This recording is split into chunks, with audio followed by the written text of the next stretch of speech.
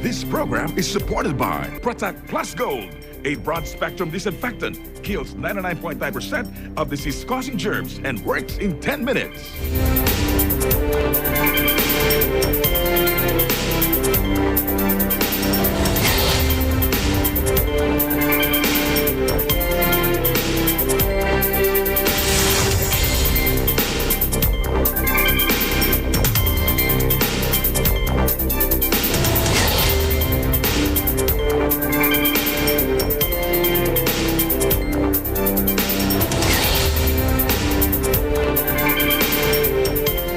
Hello, I'm Alma Angeles and you're watching Eagle News International.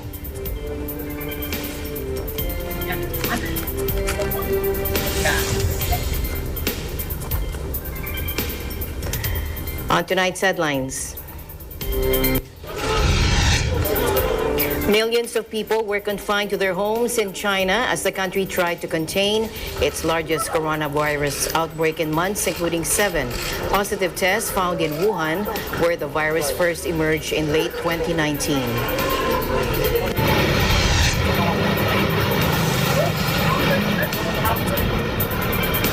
Longer curfew hours and stricter border control across the National Capital Region for the duration of the 2-week enhanced community quarantine, beginning August 6, according to MMDA Chair Benjamin Benhar-Abalos Jr.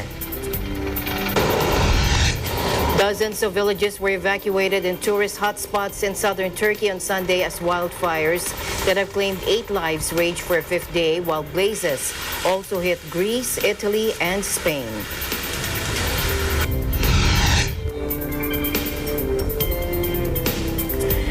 The Czech Republic offered asylum on Monday to a Belarusian Olympic athlete who claimed her team tried to force her to leave Japan, as activists said she was seeking refuge in Poland.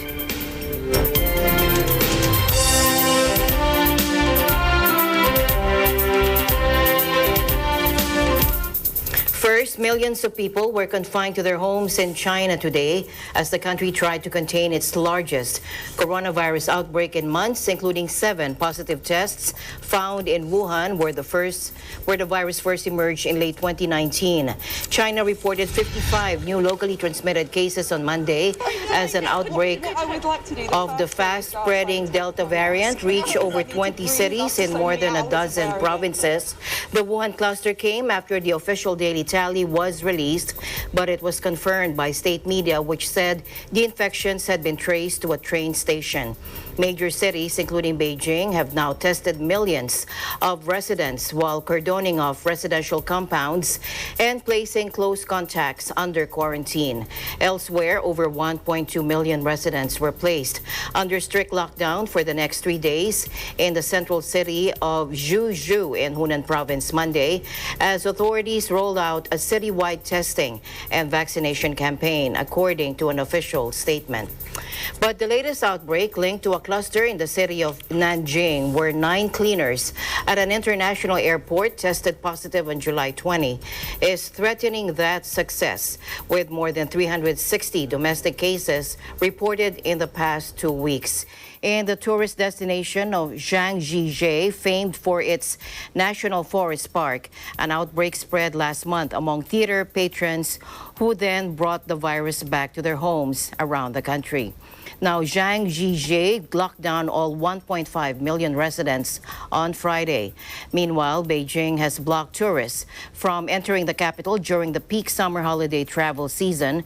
Only essential travelers with negative nucleic acid tests will be allowed to enter after the discovery of a handful of cases among residents who had returned from Zhangjiajie. Top city officials on Sunday called for residents not to leave Beijing unless necessary. And there will be longer curfew hours and stricter border control across the National Capital Region for the duration of the 2-week enhanced community quarantine beginning August 6, according to MMDA Chair Benjamin Benhar-Abalos on Monday. Take a look. I think he's now imposing certain controls outside of Metro. Pero pagdating po ng asais ng ECQ, ito pong border controls natin ay within NCR na po. He also said the Metro Manila Council, composed of the 17 mayors in NCR, have unanimously agreed to extend curfew hours in the region during ECQ period, the present 10 p.m. to 4 a.m. to 8 p.m. to 4 a.m. Abalo said while the curfew hours will be uniform across the region, each local government unit will decide whether to ban liquor within their jurisdiction to ensure the public's access to essential goods and continued service of health workers and other essential personnel. He said quarantine passes will again be issued to eligible persons by their respective LGUs. In Australia, troops hit the Sydney streets on Monday to help enforce its prolonged lockdown. The Defence Force said the latest development was in addition to the 250 military personnel already working at hotels and airports in New South Wales. Let's listen in. When you have your community living in lockdown, that is what future success will be, is having our population live as safely and as freely. I don't think anybody's going to suggest, least of all me, that living in lockdown is a good place to be. It's horrible. But we know we have no option at this stage. The Delta strain is proving around the world to be a lethal strain, and as even other states in Australia are finding, it is really, really difficult to control. About 300 Australian Defence Force personnel will be deployed to the country's largest city after New South Wales State Police requested military help to enforce COVID-19 rules. Authorities have been struggling to stop the spread of the highly infectious Delta variant in Sydney and ensure that residents follow containment rules, with more than 3,600 cases recorded since mid-June. More than 5 million people in Sydney and surrounding areas are entering their sixth week of a lockdown set to run until the end of August. Residents are only allowed to leave their homes for exercise, essential work, medical reasons, and to shop for necessities such as food.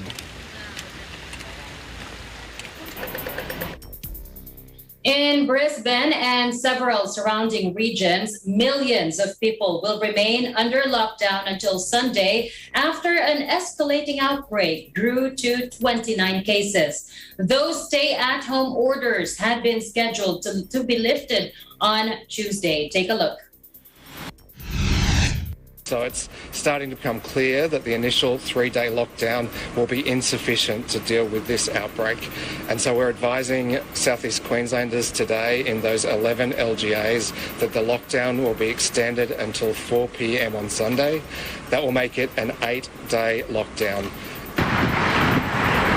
The outbreak was linked to a Brisbane school student, with pupils and teachers at several schools subsequently placed into isolation. Defense Minister Peter Dutton's sons attend one of the schools hit, so he is among those being forced to quarantine at home for 14 days. With about 15% of Australia's 25 million people fully vaccinated, authorities are still relying on lockdowns to slow the spread of the virus. Prime Minister Scott Morrison has outlined a long road out of restrictions, setting a target of 80% of the eligible population to be fully vaccinated before borders are reopened and lockdowns eliminated. Australia has recorded more than 34,000 cases and 925 deaths so far during the pandemic.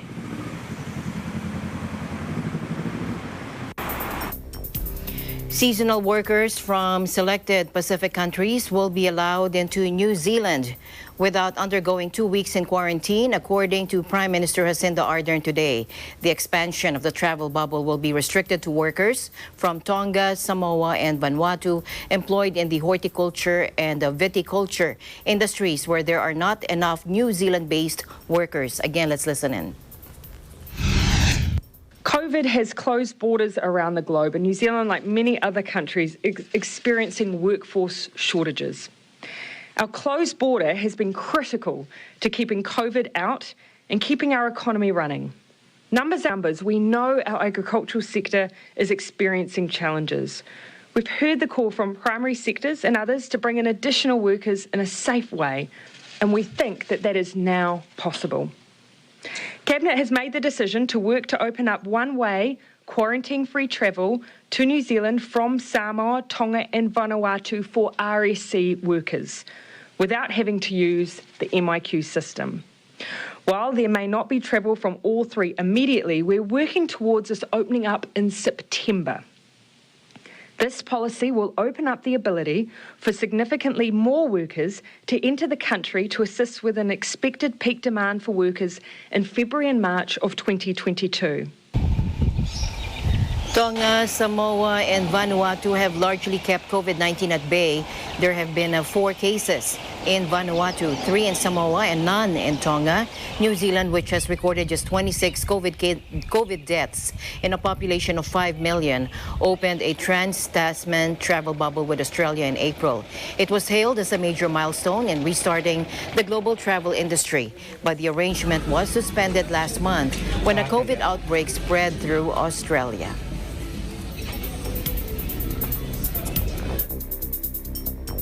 Now, the first travelers arriving at London's Heathrow Airport from the United States who will not have to self-isolate for 10 days upon arrival, embrace loved ones and shed tears of joy. Take a look.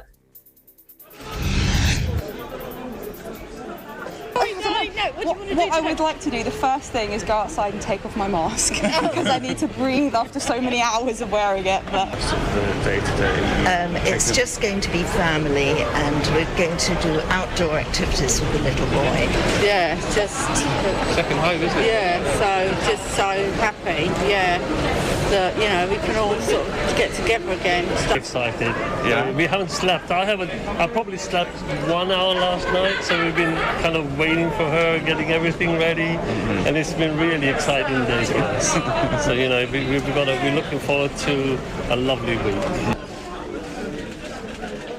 Under the new rules, which came into effect at 4 o'clock local time on August 2nd, people fully jabbed with a vaccine approved by the U.S. Food and Drug Administration or the European Medicines Agency can travel from any country on the British government's amber traffic light list without having to self-isolate at home for 10 days. Separate rules will continue to apply for those arriving from France due to the government's concern over the persistent presence of the Beta variant, which is believed to be more resistant to vaccines. Those who are not fully vaccinated will still have to quarantine on arrival.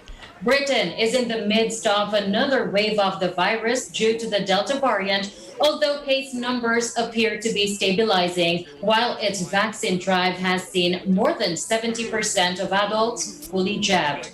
While England and Scotland have loosened their quarantine requirements, the previous rules still apply in Wales and Northern Ireland. Embattled airline bosses called the rule changes a positive step, but said industry recovery efforts were being hampered by continued international restrictions. Heathrow Airport Chief Executive John Holland Kay told BBC Radio that the industry would not get back to normal until the U.S. opens its borders to people traveling from Britain.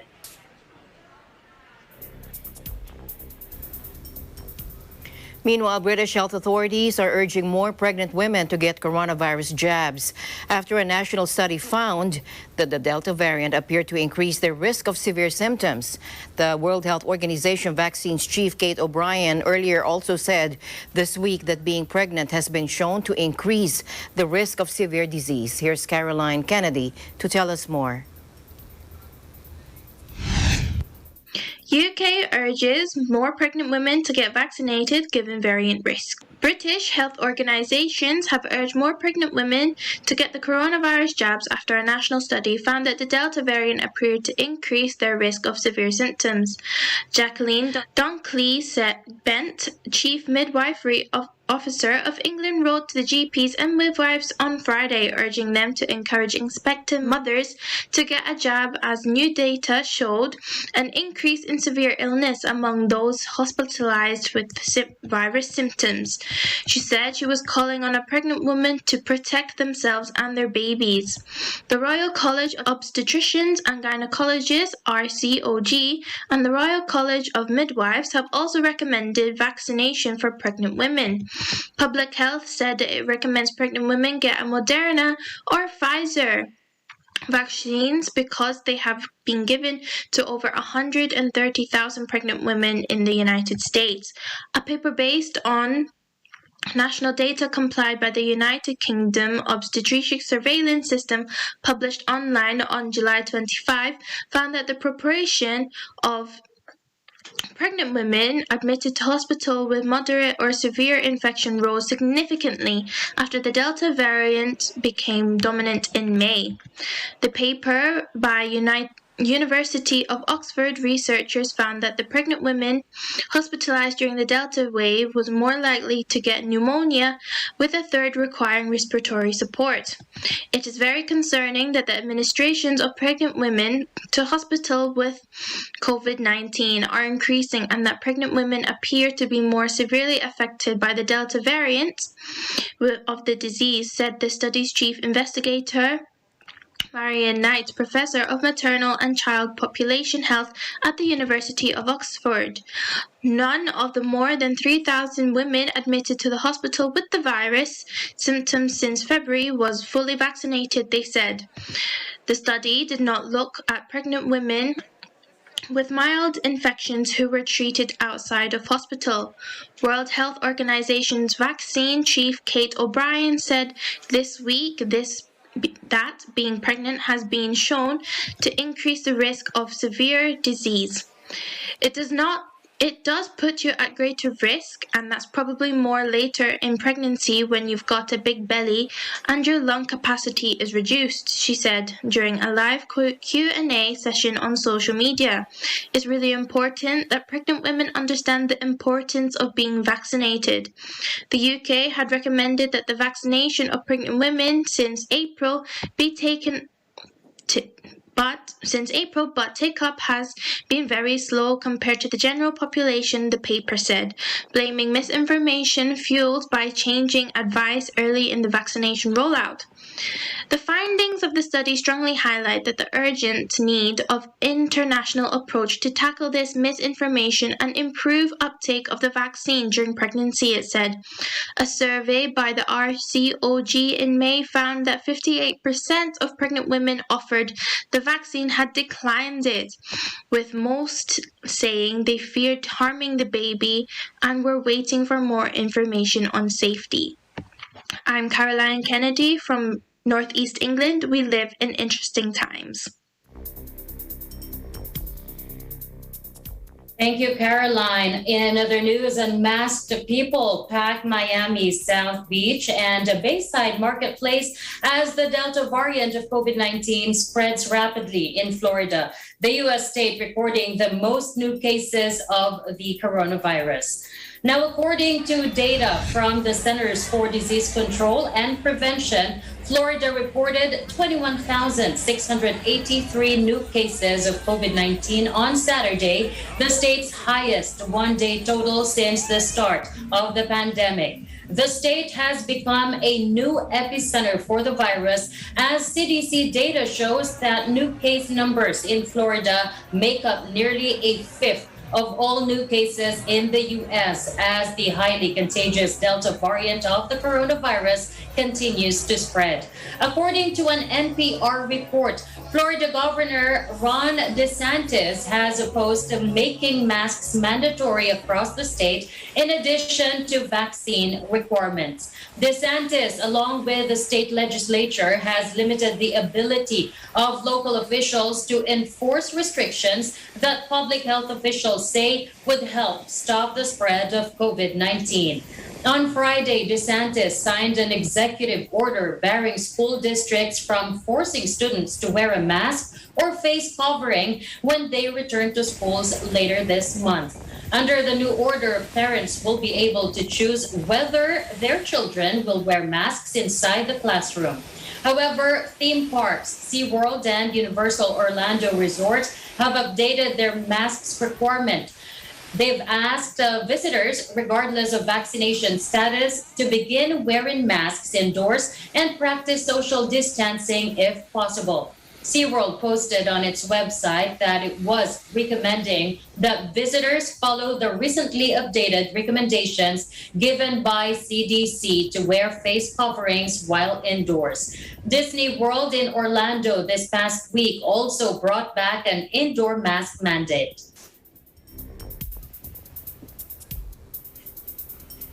Meanwhile, crowds of commuters have emerged from a train station in Tokyo during morning rush hour. Last week, Japan extended the virus state of emergency in Tokyo due to rising cases of the coronavirus in the capital. Let's take a look.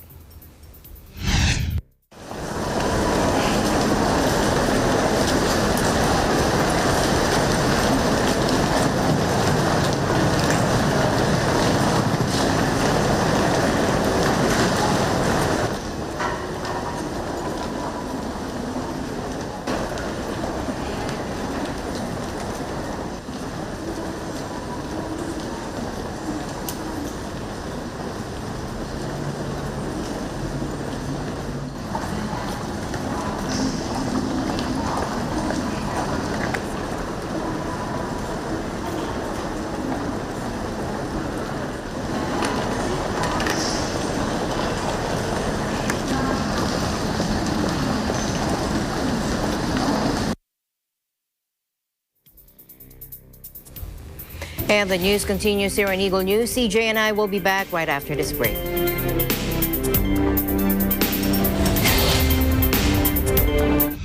This portion is brought to you by North Luzon Express Terminal. Mula noon hanggang ngayon, gabay natin ang MTRCB ratings sa matalino at responsableng panonood.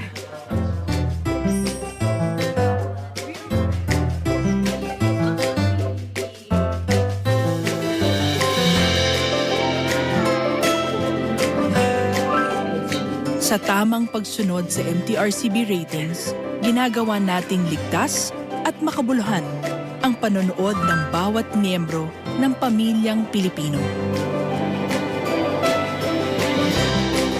Lumipas man ang panahon, hanggang may pamilyang Pilipino, andyan ang MTRCB.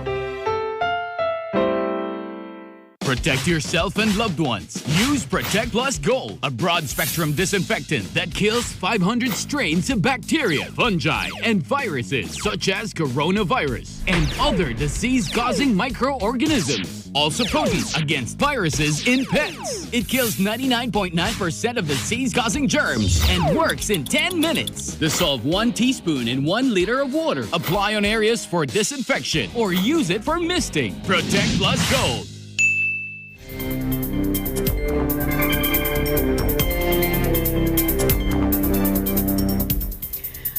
Welcome back. A 5.9 magnitude quake struck off the coast of Indonesia's easternmost Papua region Monday, according to the USGS, but there was no tsunami warning or immediate reports of damage.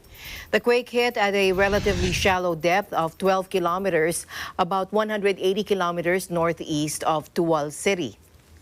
Shallow quakes tend to do more damage than deep tremors. Indonesia experiences frequent quakes due to its position on the Pacific Ring of Fire, an arc of intense seismic activity where tectonic plates collide that stretches from Japan through Southeast Asia and across the Pacific Basin.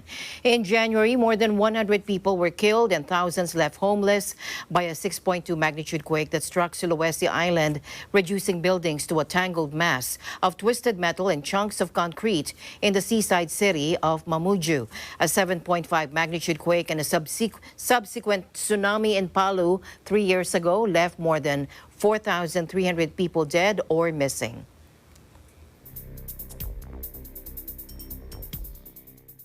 Rains of the southwest monsoon, enhanced by Typhoon Fabian, have devastated agricultural areas in the country and left 698.53 million pesos worth of damage, according to the Department of Agriculture.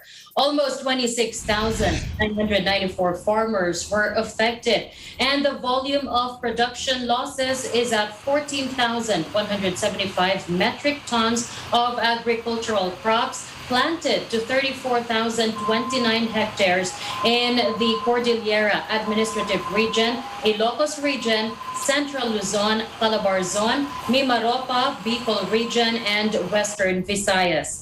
The DA, however, clarified that there was a decrease in the total value of damage and losses for corn after they have conducted a validation in Calabarzon.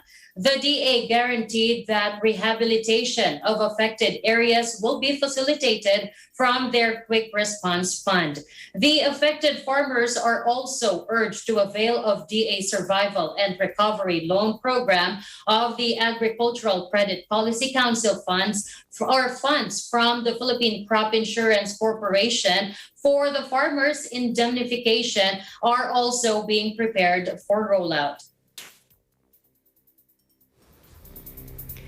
Meanwhile, the death toll from floods in central China last month is at least 302 now, with dozens of people still missing, according to officials today, after record downpours dumped a year's worth of rain on a city in just 3 days. Zhengzhou, the capital of Henan province and the epicenter of the record flooding, was hardest hit with 292 people dead and 47 missing, according to the local government at a press briefing.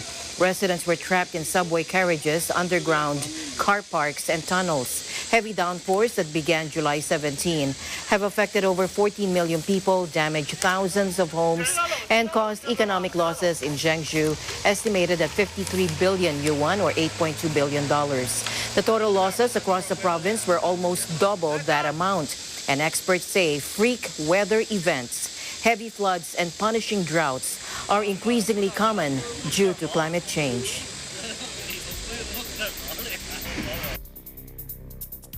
The death toll from wildfires in southern Turkey rose to 8 following the discovery of 2 bodies on Sunday, according to officials, as more people, including tourists, were evacuated to safety. Take a look.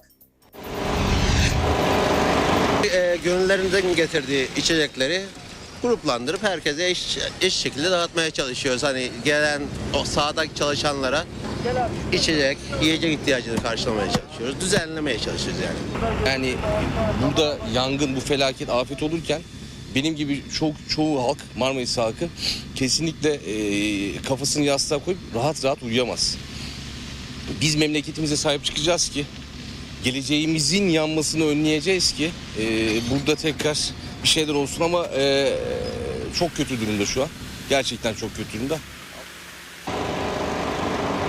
2 bodies were found in Manavgat town in Antalya province, according to Health Minister Fahrettin Koca.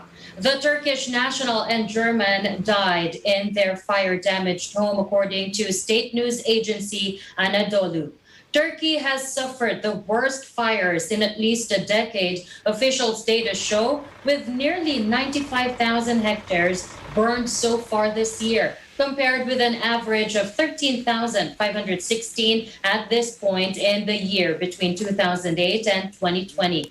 Temperatures are set to remain high in the region after record levels last month.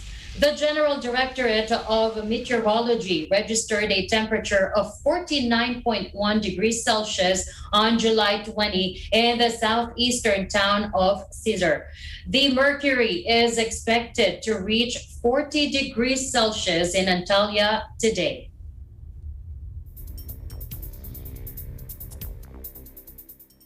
In other news, nearly 300 firefighters, 2 water bomber planes, and 5 helicopters battled to put out a forest fire in the Peloponnese region of Greece that has so far destroyed around 20 homes. Take a look. Και βέβαια αυτή η καταστροφή που έχει γίνει εδώ είναι τρομερή, δεν το συζητάμε. Μιλάμε για πνεύμα πρασίνου εξαιρετικό. Κρίμα.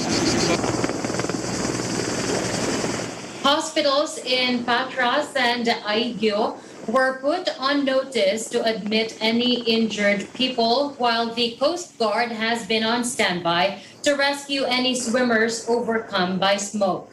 According to the Civil Protection Agency, 58 forest fires have broken out over the past 24 hours, although most were quickly brought under control.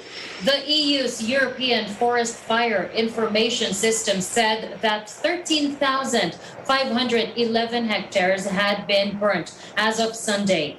Greece is hit by forest fires every summer, but experts have warned that global warming increases both their frequency and intensity. Weather forecasters say the country has been in the grip of another heat wave since Friday, with temperatures hovering between 42 and 44 degrees Celsius. Meanwhile, firefighters are also working to tackle wildfires on Italy's Adriatic coast and in the Sicily region. Take a look. Fanned by soaring temperatures and strong winds, with experts saying that climate change increases both the frequency and intensity of such blazes. EU data show this year's fire season has been significantly more destructive than most. Italy's fire brigade said more than 800 flare-ups were recorded this weekend, mainly in the south. While the south of Italy has been burning, the north has suffered wild storms.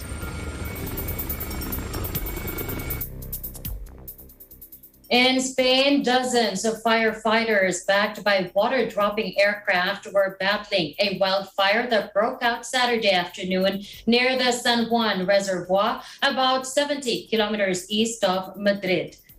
Now, firefighters said Sunday they had managed to stabilize the blaze overnight, but local authorities urged people to stay away from the reservoir, a popular bathing spot for residents of the Spanish capital. According to Weekly News, for the fire to be declared as under control, it means that the blaze has passed from level 1 of the Civil Protection Plan against forest fires in communities and has decreased sufficiently to be classed as level 0.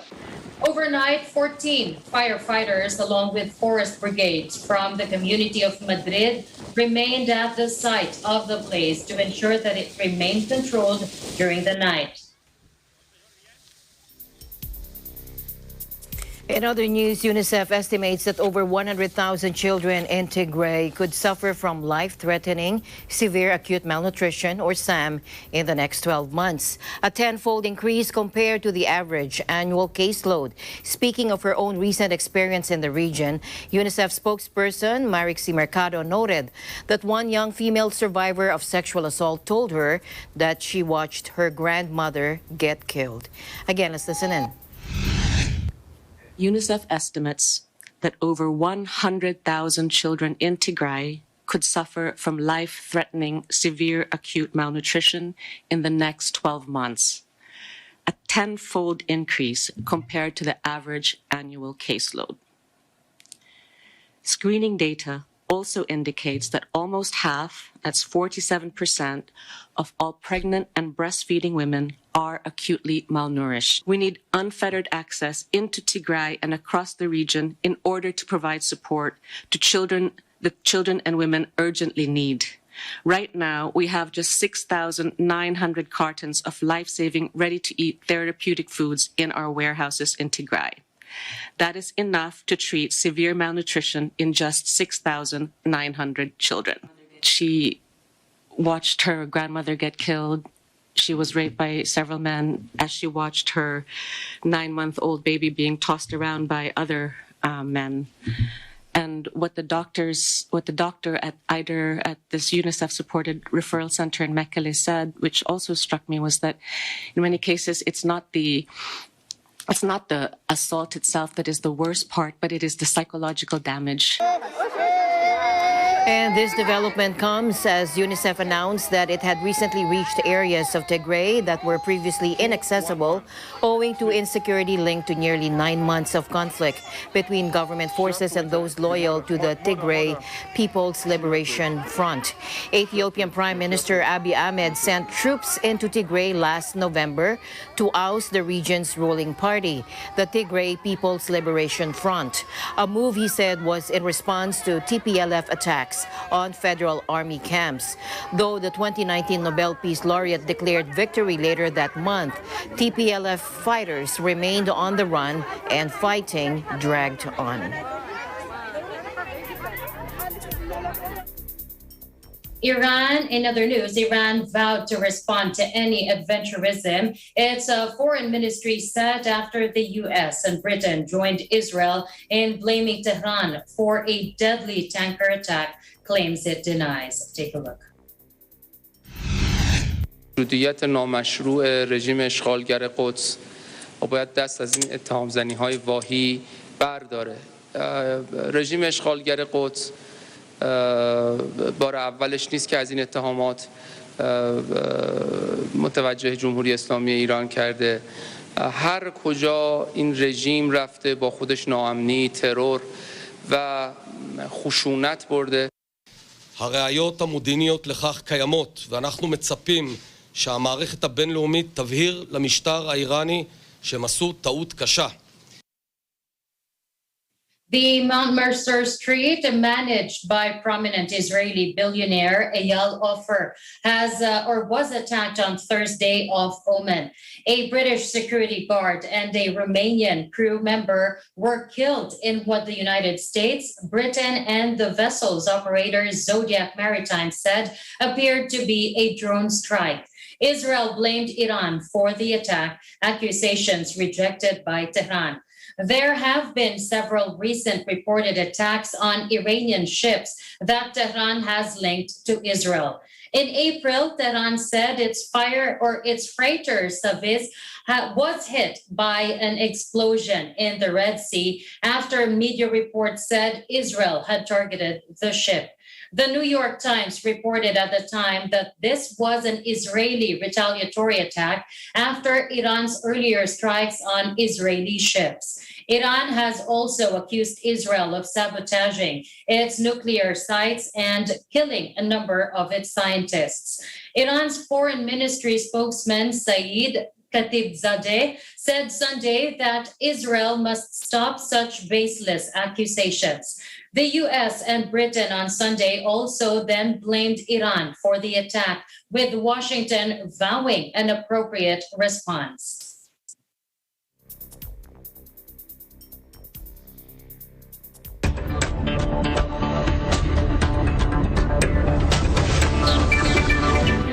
The House of Representatives today overwhelmingly approved on final reading a measure proposing to double the amount of social pension for senior citizens from the current 500 to 1,000 pesos. A total of 225 lawmakers voted in favor of House Bill 9459, which seeks to amend Republic Act 7432 by granting pension to all the elderly and provide additional increase in the social pension of indigent senior citizens. No one voted against the measure or abstained from voting. The social pension refers to the monetary grant from the government to support the daily subsistence and medical needs of senior citizens, which shall amount to 1,000 per month once the bill is enacted into law.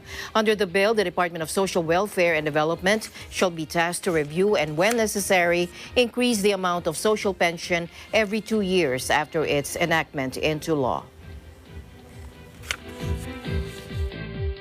Meanwhile, digitalization and financial inclusion are the foundations of the new economy, Bangko Sentral ng Pilipinas Governor Benjamin Diokno said, citing their benefits to more Filipinos. Take a look.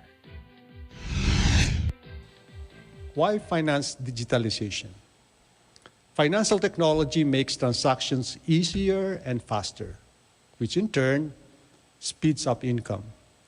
It also makes financial products and services accessible to a greater number of people, which in turn enhances financial inclusion.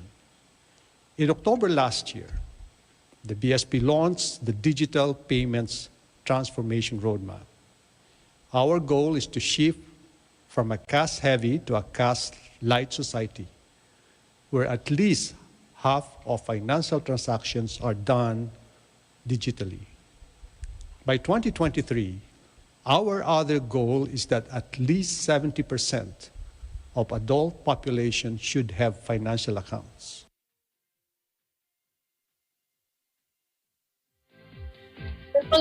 The Philippine Identification System, or PhilSys, is also a plus to the financial inclusion bid, since this will address the lack of identity documents, which is among the most common barriers to account opening, he also said.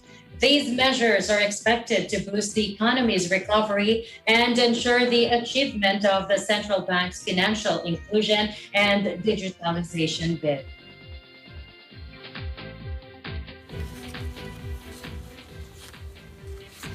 In other business news, Zoom, the video conferencing firm, has agreed to settle a class action U.S. privacy lawsuit for $85 million. The suit charged that Zoom's sharing of users' personal data with Facebook, Google, and LinkedIn was a breach of privacy for millions. While Zoom denied wrongdoing, it did agree to improve its security practices. The settlement needs to be approved by U.S. District Judge Lucy Kaw in San Jose, California.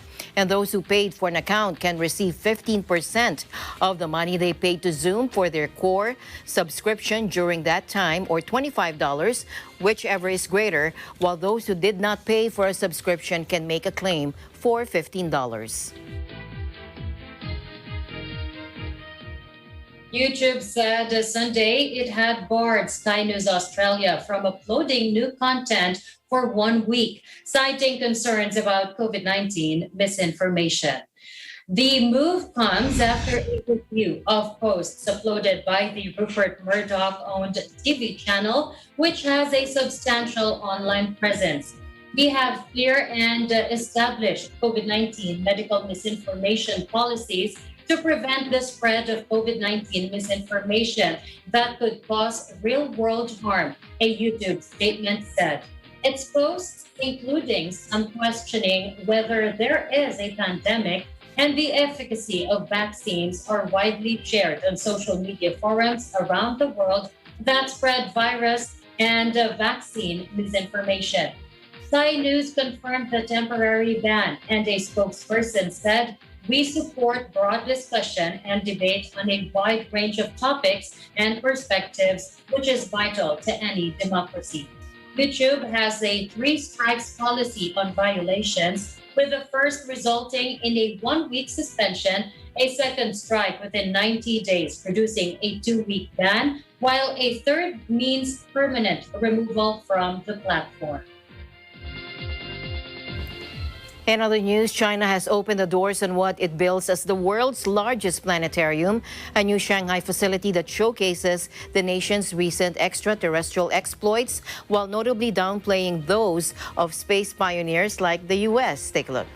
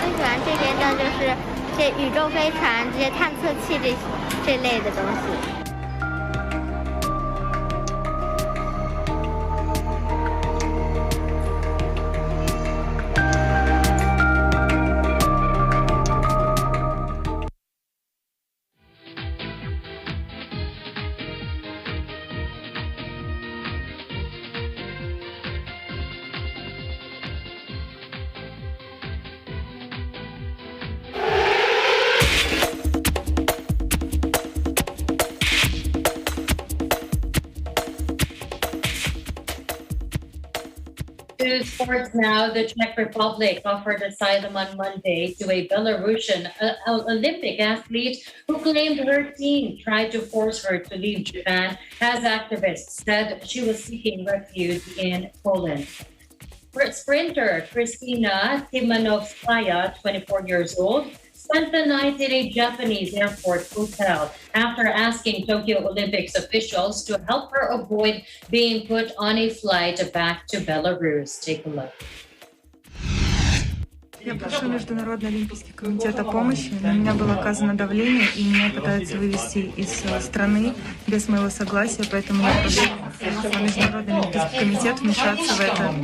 The IOC in Tokyo 2020 spoke to the Belarus athlete Kristina Simonouskaya directly last night. She was with the airport authorities at Haneda Airport and was at the time accompanied by a staff member of Tokyo 2020. She assured us and has assured us that she feels safe and secure. She spent the night at an airport hotel in a safe and secure environment. The IOC in Tokyo 2020 will continue their conversations with her and the Japanese authorities to determine the next step in the upcoming day.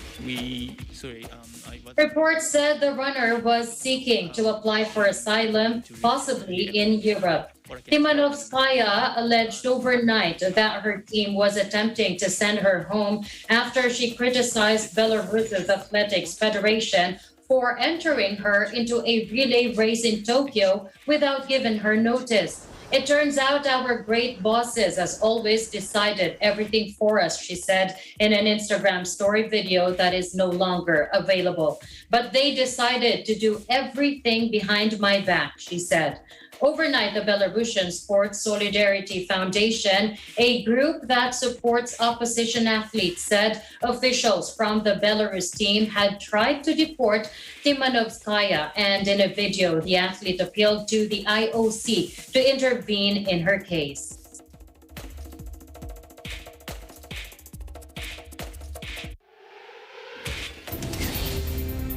Thanks, EJ. Thank you so much. And that's it for tonight's broadcast. Thank you so much for joining us. I'm CJ Carroll. Please join us again tomorrow. And at the end of the day, there remains so much more to be grateful for. We'll see you back tomorrow. I'm Alma Angeles, and we live in interesting times.